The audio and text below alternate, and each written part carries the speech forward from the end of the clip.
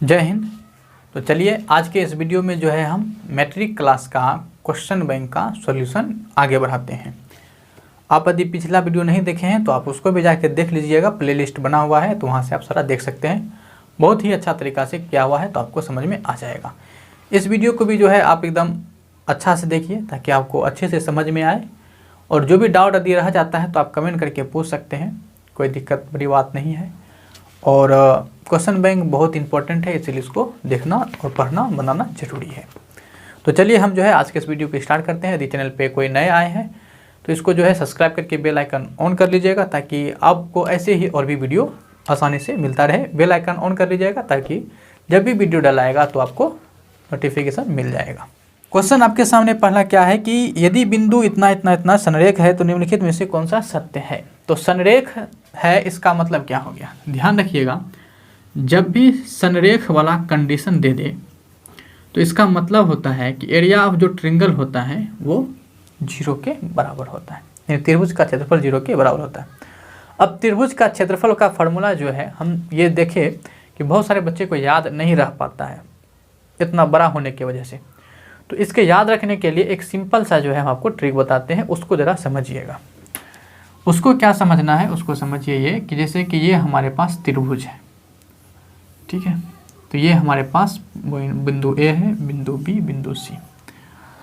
अब यहाँ पे क्या हो जाएगा हमारे पास कि ये x1 हो जाएगा और ये जो है y1 हो जाएगा। उसी तरह से यहाँ हो जाएगा x2 और ये y2 हो जाएगा। यहाँ हो जाएगा हमारा x3 और y3। अब आपको पता है पहले 1 होता है, फिर 2 होता है, फिर 3 होता है। सीक्वेंस में क्या करना है तो ए लेना है, ए के बाद बी की तरफ, बी के बाद सी और सी के बाद ए में जाना है। इस सीक्वेंस में जो है आप ध्यान रखेंगे, ए से कहाँ बी, बी से कहाँ सी, सी से कहाँ डी, ठीक है। ए से कहाँ बी, बी से कहाँ सी, सी से कहाँ डी नहीं बोले, ए से बी, बी से सी, सी से ए, इसी तरह से घूमेगा। अब यहाँ पे देखिए क्षेत्रफल क्या हो जाएगा, ध्यान दीजिएगा। तो ये 1/2 बड़ी ब्रैकेट 1/2, फिर कहाँ से उठाएंगे 1 से उठाएंगे तो यहाँ हो जाएगा हमारा x1 ए ले लिए। तो उसके बाद यहाँ से कहाँ चलेंगे, यहाँ से बी की तरफ चलेंगे तो बी में किसको लेंगे, y को। तो y2 माइनस का y2 के बाद कहाँ आ जाएंगे, इधर तीसरा नंबर y3 में। फिर जो है हम यहाँ पे आ जाएंगे, इसको ले लिए।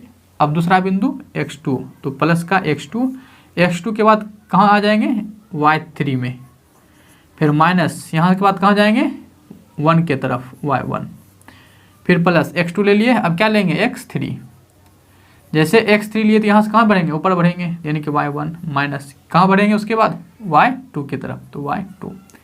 ये हो गया हमारा त्रिभुज का क्षेत्रफल क्लियर। आपको समझ में नहीं आया तो 2-4 बार जो है पीछे करके इसको देखिए, थोड़ा सा और आगे समझिए। अब करना क्या है कि जैसे यहाँ पे 1 है, ठीक है, x1 है तो 1 के बाद 2 के बाद 3 कंप्लीट।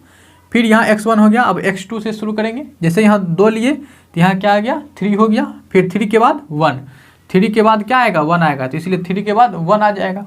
फिर x3 लिए तो 3 है तो 3 के बाद कौन आता है, 3 के बाद 1 आता है, तो इसलिए 1 हो गया, 1 के बाद 2, 1 के बाद 2, 3 के बाद 1, ठीक है। तो आसानी से जो है आपको ये याद हो जाएगा। वीडियो को जो है आगे पीछे करके देख लीजिए, आपको समझ में आ जाएगा।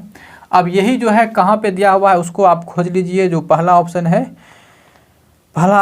x1 जो है y2 x2, पहला ऑप्शन आपका क्या है, सही है, ठीक है। तो इसमें पहला ही ऑप्शन आपका क्या हो जाएगा, सही हो जाएगा। तो ऑप्शन ए क्या हो जाएगा, इसका करेक्ट आंसर हो जाएगा। आपको दिख रहा होगा स्क्रीन पर क्वेश्चन, ठीक है। तो चलिए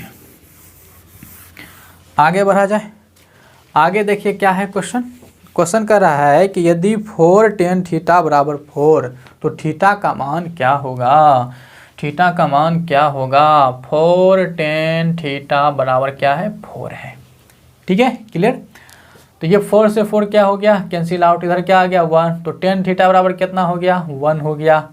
अब tan कितना का मान 1 होता है तो आप बोलेंगे tan 45 का मान होता है। tan से tan कैंसिल हो गया तो बोलो थीटा का मान कितना, तो 45 डिग्री। तो क्या जाएगा 45 डिग्री, ठीक है। ऑब्जेक्टिव था सिंपल सा, हम इसको 4 से 4 काट देते, कितना आ गया 1। अब बता देते tan कितना का 1 होता है तो 45 डिग्री का, लेकिन ऐसे इसको बना सकते हैं, ठीक है। तो ऑप्शन क्या हो जाएगा हमारा, यहाँ ऑप्शन जो है सी इसका करेक्ट आंसर हो जाएगा, ठीक है ना। क्या हो जाएगा, सी जो है इसका करेक्ट आंसर हो जाएगा।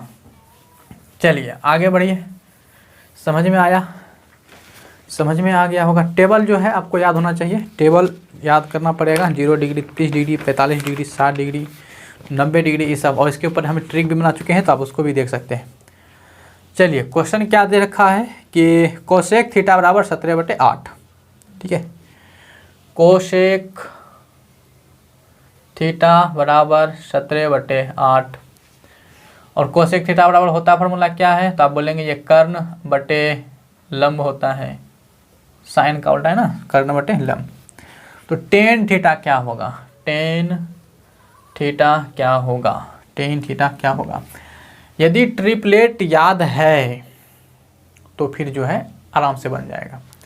इसीलिए हम जब क्लास में पढ़ाते हैं बच्चे को तो ट्रिपलेट जो है उसको बता देते हैं, ट्रिकोणमिति का कुछ ट्रिपलेट जो कि इम्पोर्टेंट होता है। जैसे ये है तो ये 8, 7, 15 है, यानी ये 8, 8, 15, 17, 8, 15, 17, ठीक है। ये इसका ट्रिपलेट है, 8, 15, 17 का ट्रिपलेट यहाँ पे।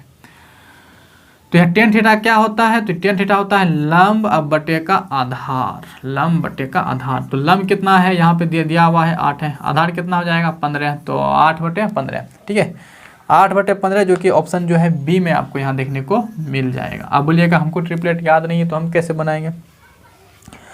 बनाने का आपके लिए दो तरीका है। एक तरीका यह है कि आप ऑप्शन पर नज़र डालिए। ऑप्शन में जब आप नज़र डालेंगे तो 8, 15, 17 के अलावा आपको कुछ मिलेगा ही नहीं मिलेगा, ठीक है। 8, 15, 17 के अलावा कोई ऑप्शन में है ही नहीं, यानी कि यहाँ पे ये बात निश्चित है कि एक वैल्यू कितना होगा 15 होगा, ठीक है। और नए कुछ होता फिर सीधा नए कुछ जानते नया किन के लान, ठीक है। लंब बटे क्या होता है आधार, लंब कितना है 8/8 लो, आधार निकालना है। क्या आधार बराबर क्या होता है, आधार बराबर कर्ण का स्क्वायर माइनस लंब का स्क्वायर। तो कर्ण कितना है 17, 17 का स्क्वायर 289, 8 का स्क्वायर 64, कितना आ जाएगा √225, 225 का वर्गमूल 15, तो 8/15 ऐसे बना दीजिए, ठीक है। सिंपल सा बात है। चलिए नेक्स्ट देखते हैं। नेक्स्ट क्वेश्चन क्या है कि एक घड़ी के मिनट वाली सुई द्वारा 60 मिनट में बनाया गया कोण कितना होगा। मिनट की घड़ी सुई, देखिए जब आपका पूरा घड़ी घूमता है, ठीक है, यहाँ पे 60 मिनट में बनाया गया कोण कितना है, मिनट की सुई। ज़रा इसको समझिए, ये घड़ी है, जब मिनट की सुई जो है एक पूरा चक्कर घूमता है, ठीक है, जैसे यहाँ 12 पर है तो पूरा चक्कर घूमता है तो 360 डिग्री बनाता है। कितना देर में, 1 घंटा में, ठीक है। 1 घंटा में मिनट की सुई घूम जाता है। 1 घंटा मतलब क्या हो गया 60 मिनट में, तो 60 मिनट में कितना डिग्री बना देता है 360 डिग्री बनाता है। यहाँ पे जो है मिनट वाली सुई द्वारा 60 मिनट में बनाया गया कोण, यानी कि 1 घंटा में कितना बना जाएगा 360, तो 360 डिग्री इसका आंसर हो जाएगा, ठीक है। 360 डिग्री यानी कि ऑप्शन जो है डी इसका करेक्ट आंसर बन जाएगा। चलिए समझ गए, समझ गए, समझ गए। नेक्स्ट क्वेश्चन क्या है, नेक्स्ट क्वेश्चन बहुत ही अच्छा क्वेश्चन है। प्रथम 6 अभाज्य संख्याओं का माध्यक निकालना है, ठीक है। तो 6 अभाज्य संख्या का माध्यक, अभाज्य संख्या किसको कहते हैं, तो अभाज्य संख्या वो होता है जो किसी भी से एक के अलावा किसी से नहीं कटे, एक और स्वयं के अतिरिक्त किसी अन्य से वो ना कटे, ठीक है। तो सबसे छोटी अभाज्य संख्या जो होती है 2 होती है, 2 के बाद 3, 3 के बाद 5, 5 के बाद 7, 7 के बाद 11, 11 के बाद 13, ये हमारे 6 हो गया। 6 अभाज्य संख्या पूछा तो हम 6 अभाज्य संख्या लिख दिए। इसका माध्यक निकालना है, माध्यक मतलब क्या हो गया बीच वाला, ठीक है। तो क्या हो जाएगा बीच वाला निकालना है, तो बीच में यहाँ पे कोई आ ही नहीं रहा है, बीच में कोई आ ही नहीं रहा, तो 2 को 2 ना बीच में तब 2 को ले लेंगे। अब दोनों को जोड़ दीजिए तो 7, 5 कितना हो गया यहाँ पे जोड़ लीजिए और इसका डिवाइड कर दीजिए, ये हो गया 12, 12/2 यानी कि 6। 6 क्या जाएगा हमारा इसका आंसर हो जाएगा, जो कि ऑप्शन कहाँ है सी में दिया हुआ है, क्या हो जाएगा 6, ठीक है। क्या हो जाएगा 6 जो है इसका करेक्ट आंसर बनेगा। चलिए नेक्स्ट क्वेश्चन को देखिए। सेक स्क्वायर 45 डिग्री माइनस का 2, sec square 45 degree, sec square 45 degree minus का 2, इसका वैल्यू बताना है। तो सेक 45 का मान कितना होता है, तो आप याद रख सकते हैं कोस 45 का कितना, तो आपको पता है कोस 45 का 1/√2, तो सेक का कितना हो जाएगा √2, ऐसे तो आप माइनस का 2, तो √2 माइनस का 2, ठीक है। अच्छा स्क्वायर है इसका, तो इसका क्या कर देंगे, स्क्वायर कर देंगे, तो √2 का स्क्वायर 2, 2 माइनस 2 कितना हो जाएगा 0, ठीक है। 0 जो कि ऑप्शन कहाँ मिलेगा, बी में आपको ये मिल जाएगा, ठीक है। कहाँ मिल जाएगा, ऑप्शन बी में मिल जाएगा, तो बी जो है इसका करेक्ट आंसर बनेगा। चलिए आगे बढ़ते हैं।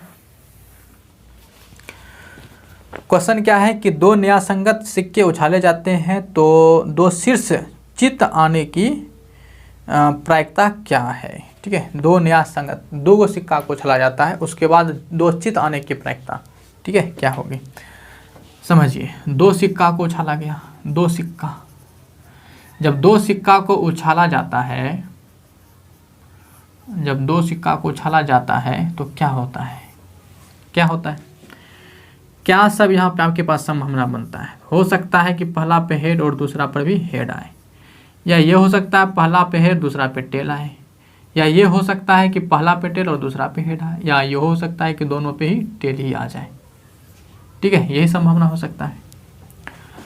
अब यानी कि यहाँ पे नंबर ऑफ एस कितना हो गया आपके लिए, आप बोलेंगे नंबर ऑफ एस जो है ये हमारे लिए 4 हो गया, 4 हुआ, 1 2 3 4, 4 हो गया।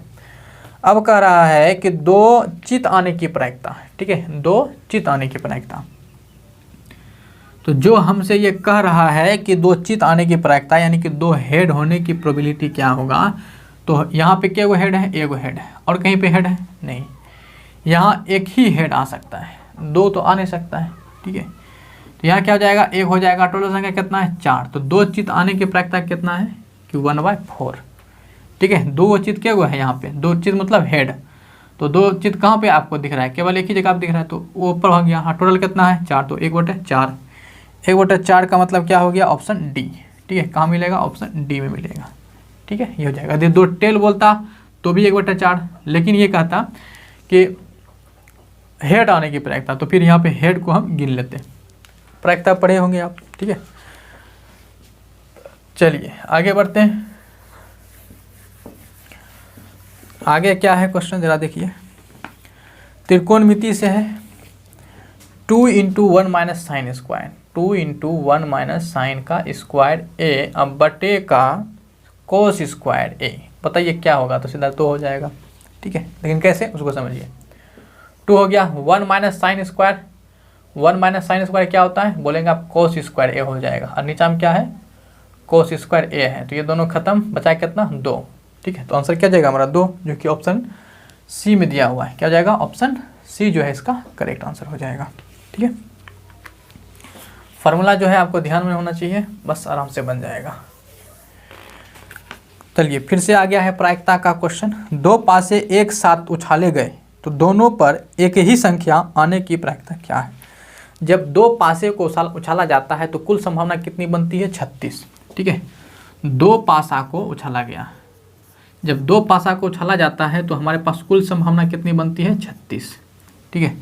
अब यहाँ पे क्या कह रहा है कि दोनों पासे पे दोनों पर एक ही संख्या आने की प्रायिकता, तो दोनों पे एक ही संख्या आने की प्रायिकता क्या हो सकता है, इसका मतलब आपसे क्या कह रहा है, आपसे ये कह रहा है जैसे बताइए कि एक आ सकता है, दो आने की, ऐसा कितना हो सकता है, तो 3 हो सकता है, 4 हो सकता है, सेम टू सेम संख्या तो यही हो सकता है ना, 6 हो सकता है, यही हो सकता है।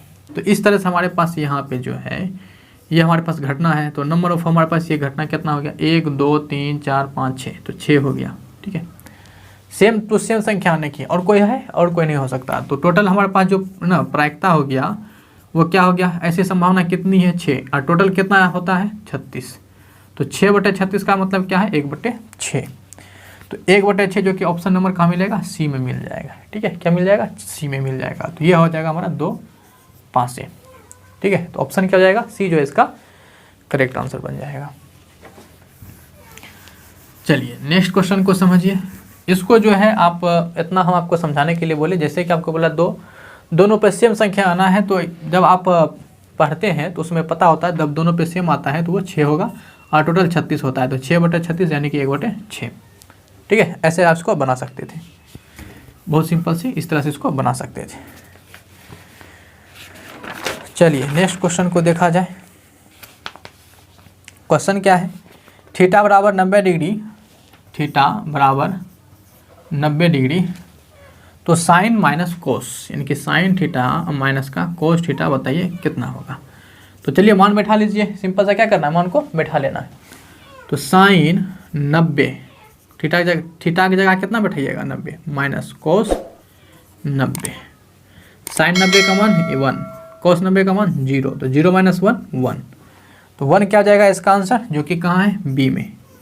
तो ऑप्शन जो है ये क्या हो जाएगा, बी इसका करेक्ट आंसर बन जाएगा। ठीक है, क्या हो जाएगा बी।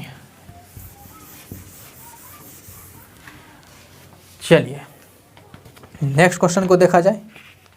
यदि एक घनाभ की लंबाई, चौड़ाई और ऊंचाई इतना 10 8 6 है तो इसकी विकर्ण ज्ञात कीजिए। देखिए घनाभ का विकर्ण क्या होता है, लिख देते हैं एक बार, घनाभ का विकर्ण। तो घनाभ का विकर्ण बराबर होता है, ठीक है, विकर्ण को हम डायगोनल डी से लिख देते हैं, under root L square plus B square plus H square, यही होता है। ठीक है, तो सिंपल सा मेरा पास क्या हो जाएगा, डी बराबर अंडर रूट कितना कितना दे रखा है 10 8 6, तो ये हो जाएगा हमारा 10 का स्क्वायर प्लस 8 का स्क्वायर और प्लस 6 का स्क्वायर। बोलिए कितना हो जाएगा, 10 का स्क्वायर 100, 8 का स्क्वायर 64 और 6 का स्क्वायर 36, कितना हो जाएगा जल्दी से बताइए। तो 64 और 36 कितना हो जाएगा, 100 100 200, तो ये 200 हो जाएगा। ठीक है, 200 हो जाएगा। ये हमारे पास कितना जाएगा, 200 को आप जो है इस तरह से लिख लीजिए, 200 गुना 100, 2 गुना 100, तो 10 का जो वर्गमूल, 100 का वर्गमूल 10 हो जाएगा और ये हमारा रूट का 2 हो जाएगा। ठीक है, तो ये हमारे पास आंसर हो जाएगा 10√2, जो कि ऑप्शन कहाँ है, ए में दिया हुआ है। ठीक है, ऐसे बना सकते थे। ये आपको हमने फुल सॉल्यूशन दिया, लेकिन एग्जाम टाइम में आप जो है, चूँकि ऑब्जेक्टिव है, तो आप जो है सिंपल सा क्या कर सकते थे उसको समझिए। सिंपल से क्या कर सकते थे, डायरेक्ट क्या है आपके दिमाग में, विकर्ण निकालना है, तो सीधा विकर्ण बराबर क्या जाएगा, अंडर रूट जो भुजा दिया हुआ है उसका स्क्वायर करके जोड़ देना। जैसे 10 का स्क्वायर 100 प्लस 8 का स्क्वायर 64, 6 का स्क्वायर 36, ये हो गया हमारा कितना 200। ठीक है, 200 हो गया, 200 मतलब 10√2। ठीक है, 10√2 इससे हम बना सकते थे। ठीक है, लेकिन समझाना है तो थोड़ा सा हम अच्छा से ही बता देते हैं, ताकि आपको जो कमज़ोर बच्चे भी देख रहे हैं, थोड़ा एवरेज बच्चे भी, तो उसको भी जो है, सभी को जितने हैं सबको अच्छा से समझ में आ जाए और रिवाइज भी हो जाए। फार्मूला का रिवाइज होना भी ज़रूरी है, इसलिए हम फार्मूला यहाँ पे एक बार लिख भी देते हैं। नेक्स्ट क्वेश्चन क्या है कि यदि किसी घटने की संभावना P है तो इसके पूरक घटने क्या होगा। ओहो, बहुत अच्छा क्वेश्चन है। कोई घटना यदि P है तो पूरक घटना क्या हो जाएगा, तो 1 - P हो जाएगा। क्या हो जाएगा, 1 - P, 1 - P। ठीक है, 1 - P, यानी कि ऑप्शन जो है डी जो है हमारा क्या बनेगा, इसका करेक्ट आंसर बनेगा। इसको समझिए जरा। देखिए निश्चित घटना और अनिश्चित घटना का योग कितना होता है, 1 होता है। ये फार्मूला है। ठीक है, निश्चित घटना और अनिश्चित घटना का प्रायिकता कितना होता है, 1 होता है। निश्चित घटना और अनिश्चित घटना का प्रायिकता 1 होता है। अब यहाँ पे ये कह रखा है कि ये वाला जो है ना P दिया हुआ है, तो ये जो है आपसे पूछ लिया, तो ये वाला यदि पूछ लिया तो हमको क्या दिक्कत है, इसको हम निकाल सकते हैं, 1 है। P जब उधर चल जाएगा तो P ऑफ E नोट क्या हो जाएगा हमारे पास, 1 - का P, तो 1 - का P हमारे पास क्या हो जाएगा इसका आंसर।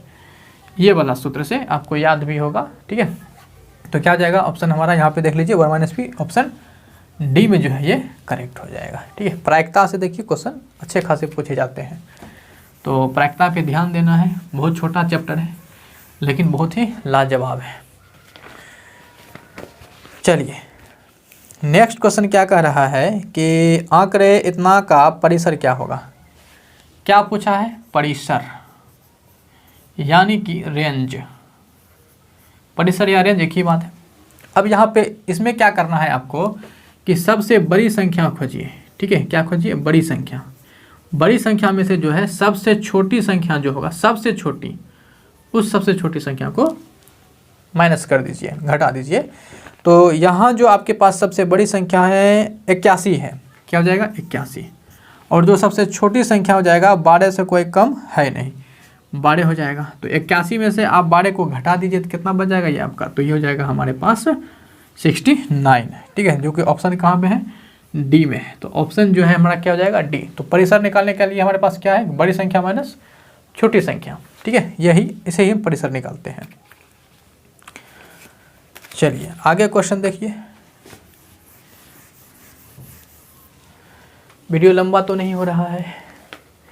चलिए एक क्वेश्चन देख लेते हैं। क्वेश्चन क्या है कि यदि किसी घन का प्रत्येक किनारा L हो तो इसके संपूर्ण पृष्ठीय क्षेत्रफल क्या होगा। घन का संपूर्ण पृष्ठीय क्षेत्रफल क्या होता है कि 6 गुना भुजा स्क्वायर। क्या होता है 6 गुना भुजा स्क्वायर। तो यहाँ 6 है, भुजा का मान L दे रखा है, भुजा का मान L दे रखा है तो 6L स्क्वायर हो जाएगा। ठीक है, 6L स्क्वायर जो कि ऑप्शन बी में, ठीक है, बी में दे रखा है। तो घन का क्षेत्रफल जो भी जो आपको याद रखना चाहिए। तो ऑप्शन क्या हो जाएगा हमारे पास, तो ऑप्शन जो है यहाँ हमारा बी हो जाएगा करेक्ट। ठीक है, तो ये हो जाएगा हमारा। चलिए तो आज के जो वीडियो है इस वीडियो में इतना ही रखते हैं। आशा करते हैं कि वीडियो जो है आपको अच्छा लगा होगा, आपने कुछ ज़रूर सीखा होगा। तो वीडियो को जो है लाइक कर दीजिएगा और इस वीडियो को ज़्यादा से ज़्यादा लोगों तक शेयर कीजिए ताकि और भी लोग जो है जुड़ सकें। तो कैसा लगा वीडियो हमें कमेंट करके ज़रूर बता सकते हैं। तो ठीक है, मिलेंगे हम फिर किसी नेक्स्ट वीडियो में। तब तक के लिए लेते हैं हम आपसे विदा। जय हिंद।